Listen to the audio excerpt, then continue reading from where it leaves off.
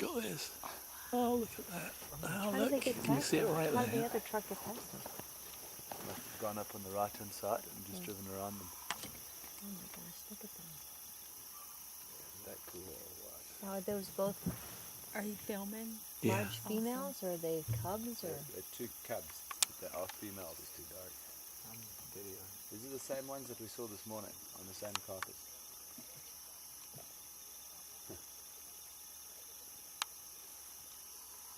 How often do they have to eat, Richard? Do they have that?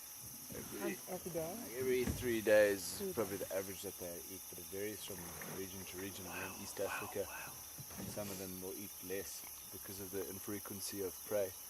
In prey-rich areas, some lions will eat every day. I think this is a very, very prey-rich area where Where did Mom these go? lions are more than likely to be eating every day or every second day at the very least. The moms are on here Mom's somewhere. sitting right there, lying down there. Right there. Where? On the other side of that tree. She tucked the kids away with their late night Go snack. ahead and eat, you pigs. I do that. I serve pizza and then go to bed. There you go. This is their form of pizza. Oh, yeah. See the horns of the antelope coming out either side. Yeah.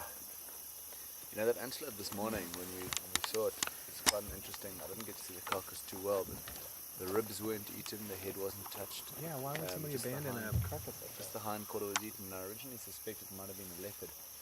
But a carcass like that would have been the cheetah. Cheetahs only eat the hind quarters, the rump, and the really good flesh. And they leave everything else, leave the internal organs, the ribs. Sometimes they eat the neck if they're hungry. And that's about all that they eat. Lions pretty much demolish everything. And then leopards eat the carcass.